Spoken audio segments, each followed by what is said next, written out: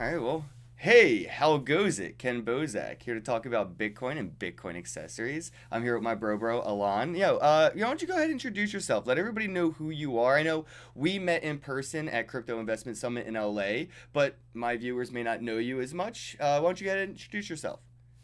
Yeah, let's do it. Thanks for having me. I'm stoked to be here.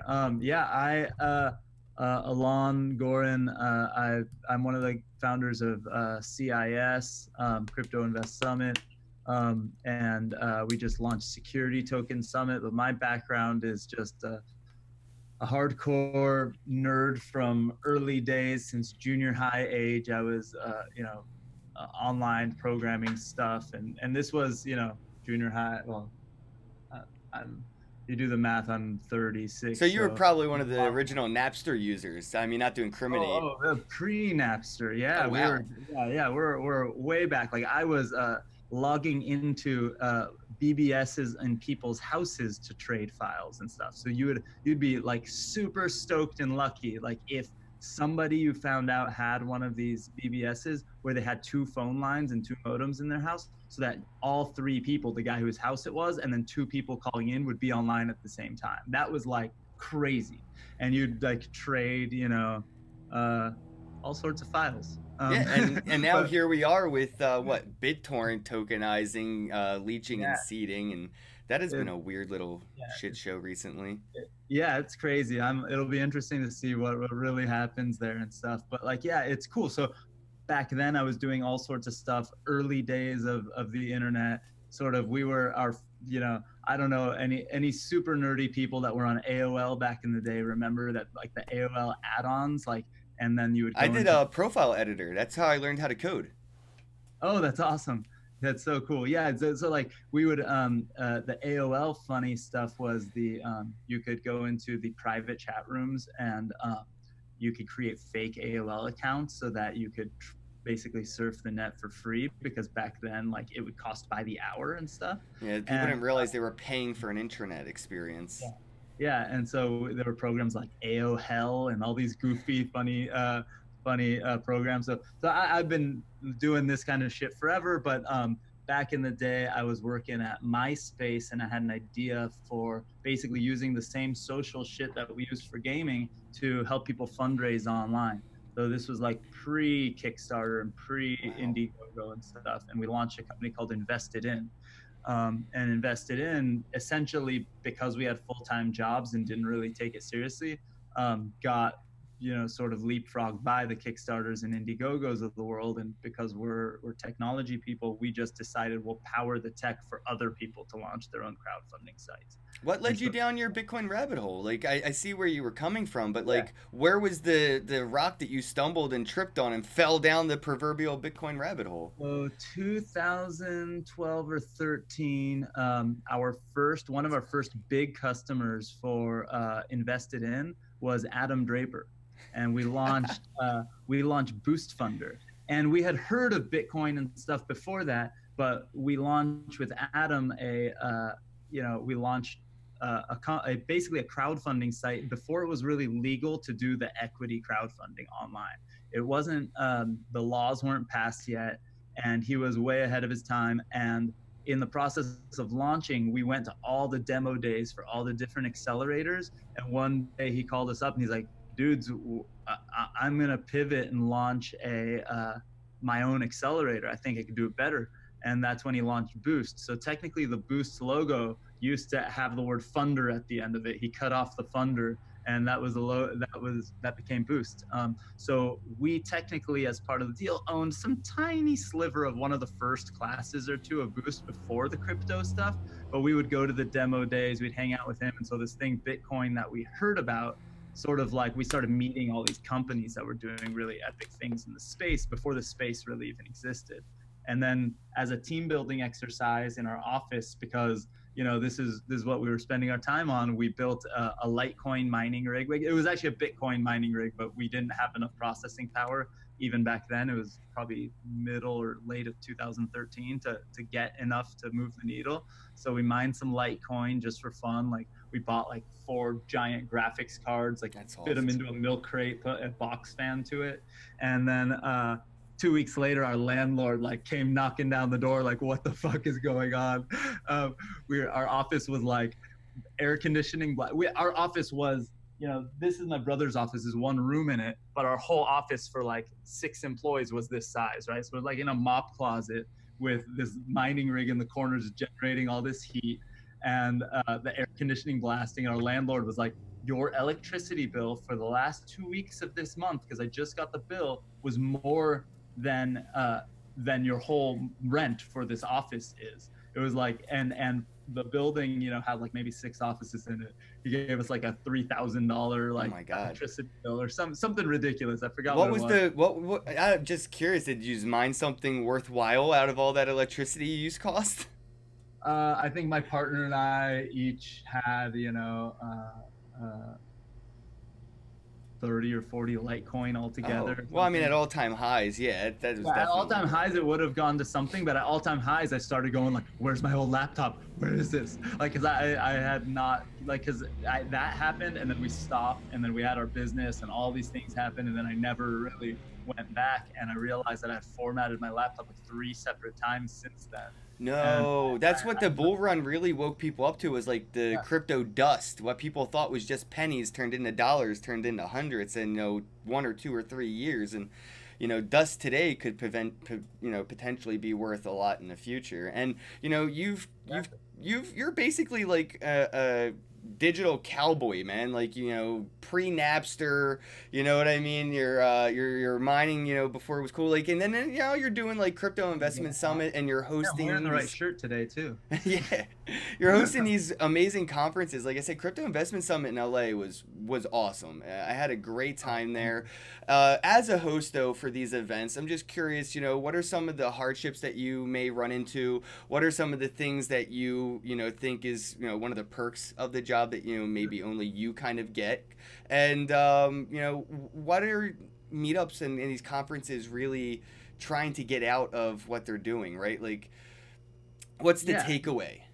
So I think there's these different groups of people and different sort of ideas. Like there's some people that's like, it's clear they're running a business. The business is a conference. They probably wouldn't be in the space if it wasn't for the conference. And like, I'm not against people who want to start running businesses. That's great, but it's that's just life. Like, everyone does their thing, but like, it's clear they're there to sell tickets, to get sponsors, and it's very like cut and dry. Like, that's their business. For us, we would not do the conference if we weren't into the space. Conferences, in my opinion, they're not super fun to put on. They're Yeah. like really stressful. They're really hard. When the market, there was this whole group of people who were like, saw this like, oh shit, we're gonna make a lot of money. We've been doing these conferences for years. So like, when the market hit the all-time high, and when shit was like people were printing money, right, and like everything was all good, it made it feel like running a conference was really, really easy. So all these people had conferences, all these people did well, and then you're seeing now that like almost, not all of them, there's a lot of really good quality conferences on there, but almost all of the conferences that you go to that had previous versions, a year ago, are like shadows of their old versions, right? And so we never actually, like, the model we put for our conferences, because we came from the crowdfunding space and because it evolved into crypto, we always freaking struggled to just break even on the conferences. So the conferences were never meant to make money. It was never meant to like sell a ton of tickets and make the money off the ticket sales. It was meant to cover costs and shit from sponsors. And then we just wanted to get mass adoption for this space because this is what we're into. And we figured, if we're the guys creating all this mass adoption, and we're the guys that can get up on stage and interview certain people and create this platform for ourselves, we'll figure out how to, live our lives and pay our bills that way, and not worry about that. So like, as you know, with CIS, we, it's not free to attend, obviously, but we actually recently posted a thing where we'll never sell the last minute ticket. So the most expensive ticket at our conference will never be more than $500. And then what we do also with all our media partners, with like guys like you, and we'll do it with you too, is we give you space for free to come because you're creating adoption. You might like, it would be awesome if you could do some of these from live at the event or even on stage on like our pitch stage or Oh, and there was on. a lot of amazing content creators that had space at Crypto Investment Summit. You know, Crypto Beatles even had their own little spot, which I thought was really cool of you guys. Oh heck yeah! So what we do, we basically go like here, like we had Adam on our team, and we have Julie on our team that are like like longtime friends and family members of ours. And we just like go like, look, you're in charge of media, and if somebody is cool, give them passes. If they need space, just make sure they're legit. And guys like Crypto Beatles, like 100%, like we give you the same booth sponsors pay for, because one, the sponsors love it, they could get interviewed by them, but for us it's all about like, let's get everyone into one room and see what happens. And so we give guys like you giveaway tickets too, so that like the people in your audience can't afford tickets will be able to get tickets. And we just want we just want to have the best, biggest conference out there that's focused on mass adoption. It's not like, all of the other stuff, the parties and the Lambos and stuff like that is fun, but like we do try to take it a little bit more seriously than just goofing around. But we do have an opening party. We are goofy people ourselves. At least I am. Man, I got to admit, y'all keep it weird. That's what it is. For real, for real. Like, it was weird. And that's what I liked about Crypto Investment Summit. There was a lot of suits, but it was also pretty weird. You had Tim Draper on stage making everybody dance, dude. Like, come on. Yeah, well, yeah. So it was funny. So I purposely, so I've known them, like with the backstory that I told before. Yeah. I've known them for years, right? So I asked Adam and Tim if they want to do fireside chats, and part of the being better about being selfish with the conference and getting up on stage myself a little more often, because I literally had like 2 conferences in a row where I never did anything on stage myself, because I was like, those guys are better than me, I'm just gonna throw them up on stage. So I kind of took advantage this time, and I did the 2 opening fireside chats each day. One day was Adam Draper, one day was Tim Draper. I pitted them against each other, and I was like, how are you going to pump up the crowd better than your dad, or how are you going to pump the crowd better than your son? And so Tim made us do jumping jacks, and like, yeah, it's time for my Bitcoin energy drink. I love it. They were there. Yeah, those are good. So yeah, I mean, we just had them come up on stage and get people excited, but in general, like that's the vibe, and that's what we want to do. There are serious things going on, like people that want to do real business, and then there is I mean, like it's 2000, what year is it? 2019. I almost said it's 2017. Dude, it's not that early in the morning. It's 10 over here. I think you need one of these Bitcoin energy drinks to wake up. What? I need to go over there and grab a coffee, but no, so it's 2019. Most of us don't have traditional working environments. Like, I talked to the biggest companies in the space, the ones that raised, tens of millions of dollars, and most of their teams work from home or from co-working spaces, things like that. Like, you are doing your thing from home. I'm actually, I normally work out of a co-working space. Today I worked out of my brother's office because I wanted it to be a little quieter when we're doing our thing. But like, people, it's not traditional, and you don't have to be traditional, and you could be yourself. And we're in this space because of that. Like, we're not in this space because we fucking love to put on a suit and tie and go to the office every morning. The unconformal way that these companies are starting to build up and work and have those non-traditional means of, like the common workplaces or the incubator styles, it's cross-pollinating. There's a lot of cross-pollination happening now more than ever, because businesses used to cut each other off and, corporatize and become their own little mini monopolies, and everybody's an enemy. And now it's, well, hey, you get this much from your supplier, I get this from my supplier. Like, there's a lot more complement rather than competition right now, and that's all over. I think in this space, in general, it's a little more open to that, or at least maybe that's the people we might gravitate towards working. That's true. That's totally cool and fine. And then there's like, like, I don't know, you're doing your thing right now. You just talked about Crypto Beatles, right? Like, other people in other industries would be like, oh, I don't want to mention another thing, right? I don't want to do this, I don't want to do that. And it's like no, I can go to Token Fest, for example, and like the one of their production people like put a video on my face like, what do you think about this conference? I could have been like, oh yeah, no comment, and walked away. But I was like, it's a fucking great conference. Token Fest was pretty fun. And they're professional and they put it on right, and and like they do their thing, and I've got nothing but kudos to give to them, right? Like and you know what? That's gonna make our industry better. And yes. Guess what? Like we're like I joke like I joke that we're still in our diapers, right? Like yeah. You know what I'm thinking when you just said, well, I'm sorry to segue, but this I think might be a good idea. Even when you mentioned Token Fest, and I think Untraceable and Unconfiscatable with Tone, all these events that are pretty great.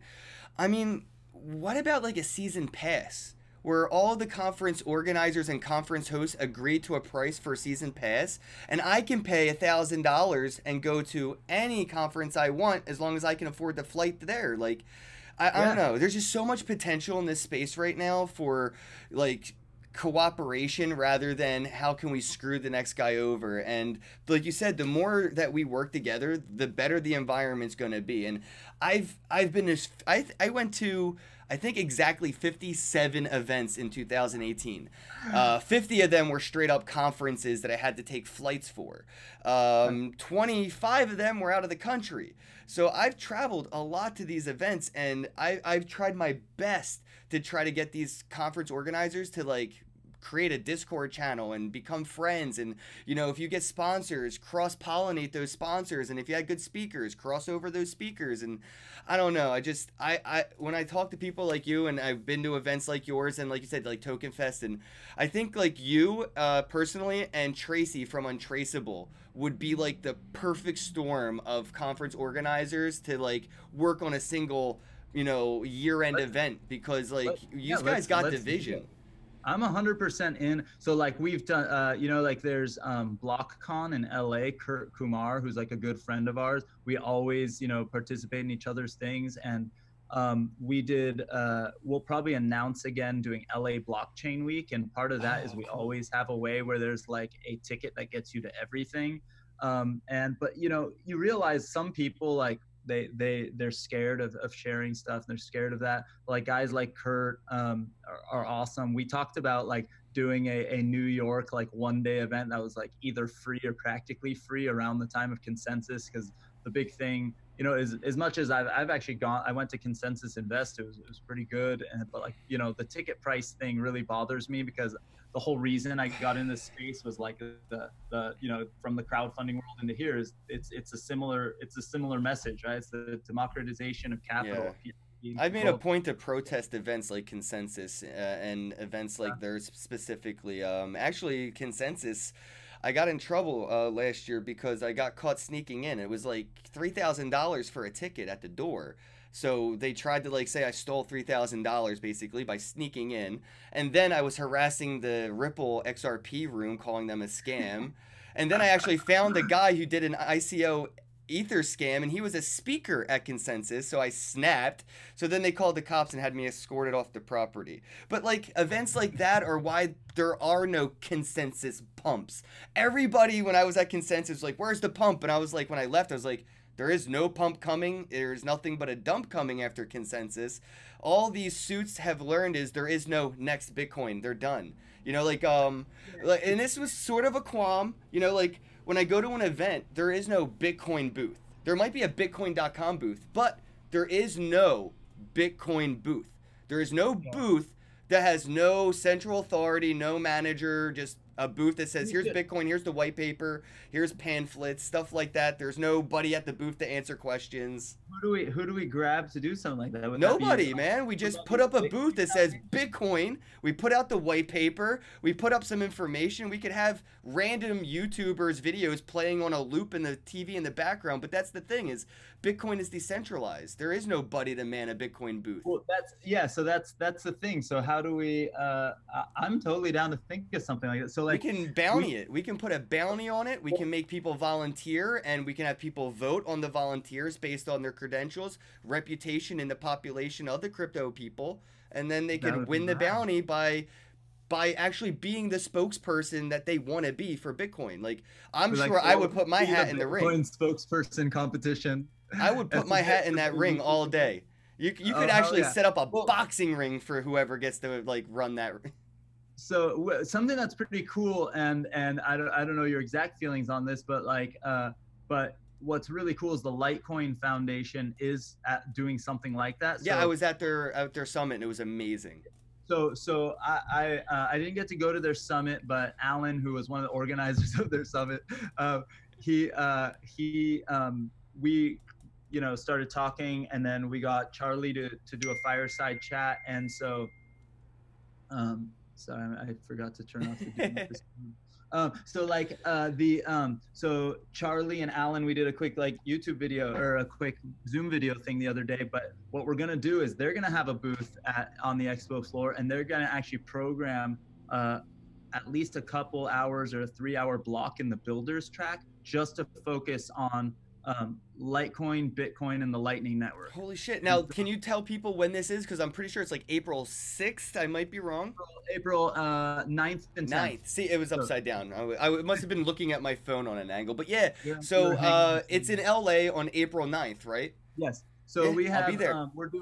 we're doing CIS again. We actually, very low key, and we'll probably announce something, but we rebranded from, instead of saying Crypto Invest Summit, we actually just changed the logo to say CIS, because that's what most people call it anyway. Yeah. And also the focus on building shit, right? Like, we have a whole developers track where hundreds of people come to learn about developing in the space, but the name of the company was Crypto Invest Summit, and so people were like, oh, it's an investment conference, why would I go there for that? So right, it's not an innovative conference. I get it. Yeah, so it's silly because like people who know, but anyway, it's CIS April 9th and 10th. April 8th at night we'll have an opening party and stuff, but 9th and 10th is the full day. We'll have aside from, of course, the Bitcoin, Litecoin, and Lightning Network builders track, we'll also have an Ethereum builders track. We're talking to some other development groups and like enterprise people that want to do enterprise building tracks and stuff, but we'll also have, of course, like the security token track, and then we have all the main stage stuff. So like Charlie Lee will be up on stage. I have a request for that main stage, bro. What are we gonna do? There's a lot of Bitcoin and cryptocurrency documentaries on YouTube, and there's a lot of dead air and dead time in those rooms. Why aren't they airing them like movies on a projector, so when there's nothing on stage, there's no speakers, I could watch a documentary? Like, I met Todd Phillips. I met him at your conference in LA at Crypto Investment Summit. Todd Phillips directed a Bitcoin documentary, and it was awesome. And then as soon as I saw it, I was like, yo, they should have aired this at Crypto Investment Summit. So here's an idea. So we actually just got through. We were talking about this, and we keep having problems with the just be like, I'm weird and transparent. I tell everyone all our business, but like we keep having problems with the convention center's food vendors because the food quality is so bad. And then even if we just pay just for the speakers, like it's just bad. And so we're thinking about just making a break in the day where, people come and go. It's in LA Live. So you literally go across the street and there's a million restaurants and options and things like that. The thing about programming a break in the main stage so that so all the production people could take a break.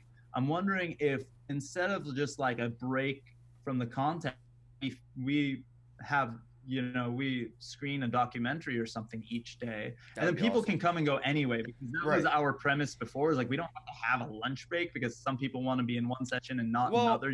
We're all adults, we can figure out what to eat. Why not food trucks? I feel like that's Bitcoin's best demo for small businesses to accept a currency.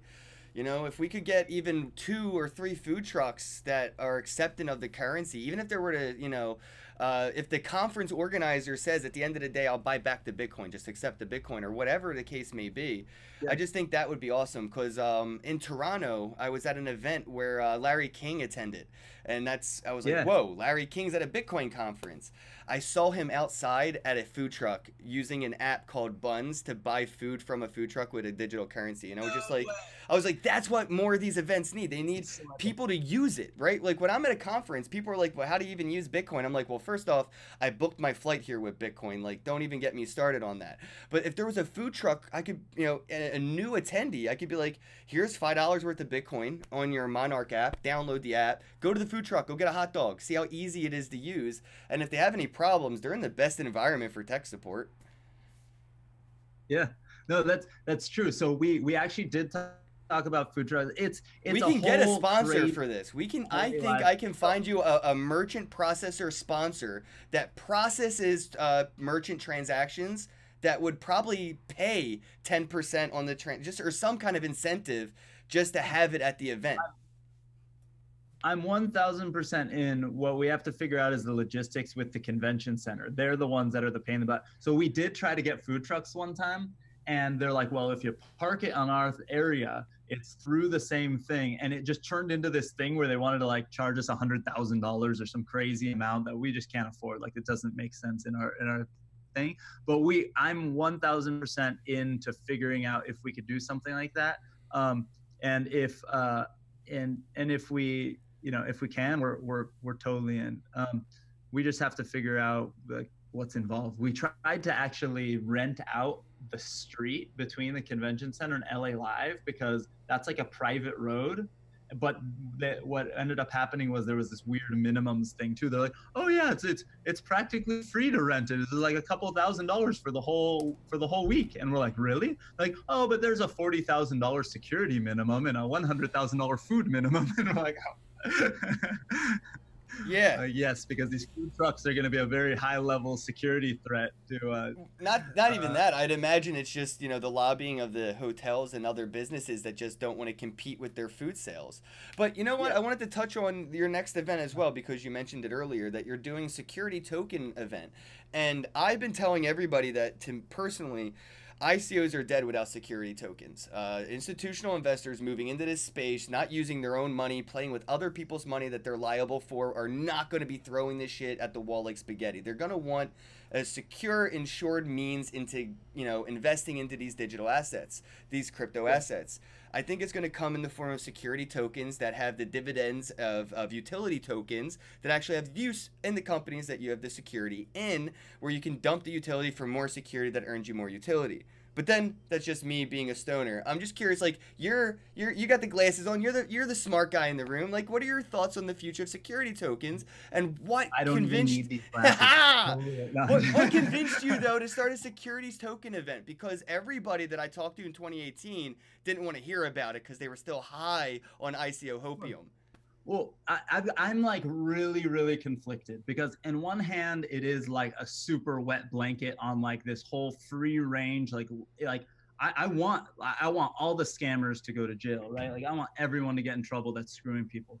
But I also love the idea of like there not being these barriers, and for me to do a deal with you and I trust you and you trust me and it's done without people in the middle, like that's the whole spirit of this shit. So like on one hand it's like a huge wet blanket because now you got to register, you got to file, you got to cut in the government, you got to pay lawyers, like otherwise you're gonna and the crazy thing is it's not like slap on the wrist like I from the SEC. It's like securities fraud means jail time, which is freaking weird, right? Like it doesn't really make sense from from just whatever. It doesn't make sense, at least to me, that's how it works. But especially when people like are not trying to scam people. But on the flip side, the fact that it is regulated and that you do get these I want to say enterprise, but I mean the institutional investors and the institutional people, you're right. Like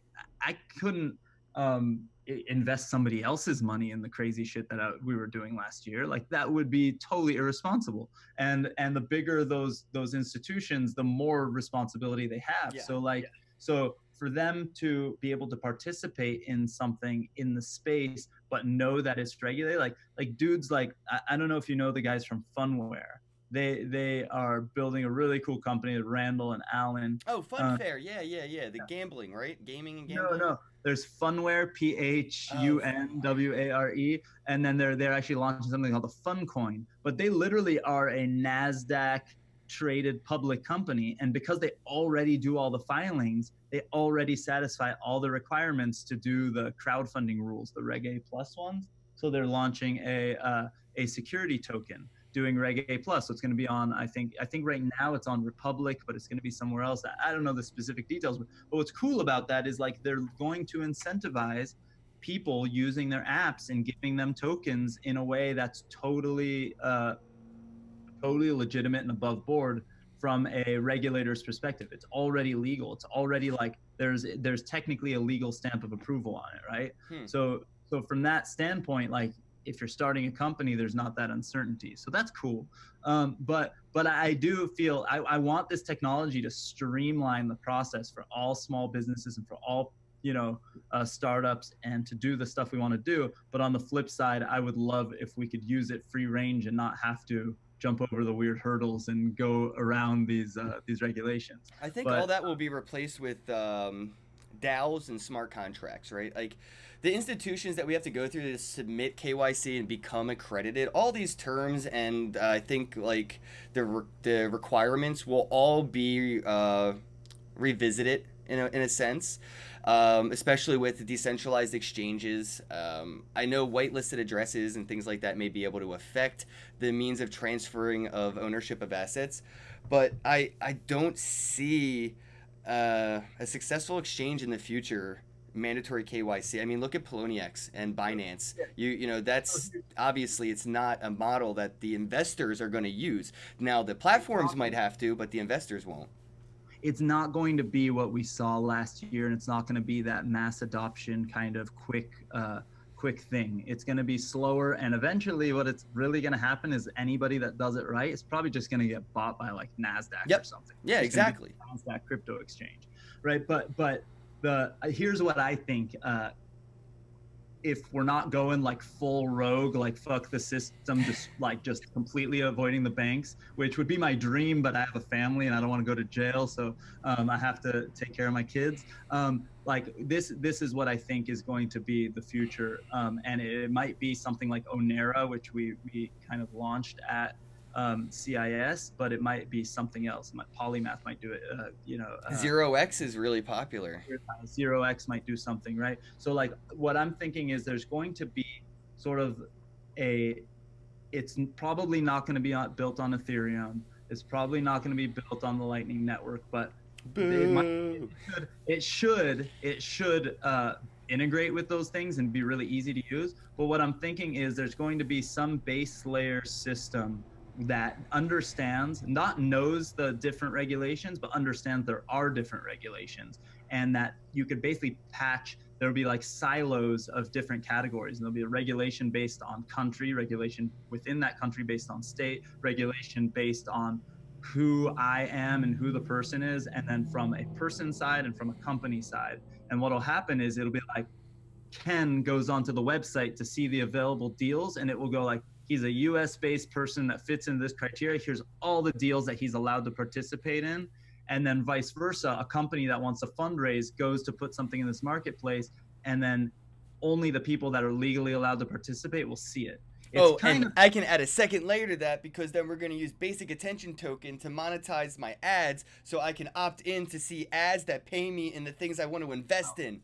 Boom. How about you being this, like, so here's a cool stat that I learned when I was doing Invested In. We were going to launch this institutional fundraising platform. In the United States alone, this was a few years ago, so now it's actually higher. There's $7 trillion a year in alternative investments. Yes, I know. 7 trillion US alone. Less than 10% at that time, less than 10% were done digitally. But digitally was bullshit. Digitally was DocuSign. That's not digital. That's a fucking piece of paper that's scanned and you signed it online. It's a fax in a sense. Exactly. So less than 10%. So that's just showing like this potential market. But a majority of that money, that $7 trillion, was not raised by the people who actually needed the money. A majority of that money was raised by third-party marketers. Ooh. And third-party marketers in the United States means licensed individuals that have a Series 7 license or a Series 63, and they go through a broker-dealer and do it right. But it's an archaic, old, crazy process. And I understand why. Like if you're representing a real estate deal and it's like a shitty deal and you kind of bump it up, like you could get in trouble if you're not a licensed person and doing it legally, right?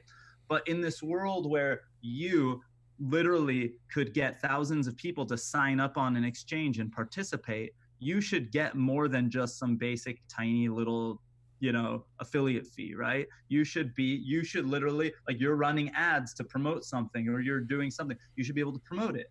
And shouldn't there be a way to trace that? If you introduce me to an exchange and I was there only because Ken brought me there, shouldn't you get some piece of the transaction fee forever? In perpetuity, though, doesn't that create a form of monetized slavery and an incentive for influencers to capitalize? Like, what if Justin Bieber said, I hate Pepsi and I love Coke? And now everybody that goes to Coke because of Justin Bieber, and he doesn't even actually drink Coke. He drinks water. He's a health nut. So I would say it's more. I love playing devil's advocate. I'm sorry. Oh no, I love it. So I would say there should be more to it. We got to figure out a way. So I know what I'm thinking of is I'm still wrapping my brain around this idea, because I think that the licensed marketers technically have responsibility to do certain things, so they should get paid. Maybe the affiliate thing, it turns into a weird multi-level marketing scam. So I don't want to go there. But from the actual financial institutions, there's no incentive for, like, for example, dude, loving your hair, man. Thanks.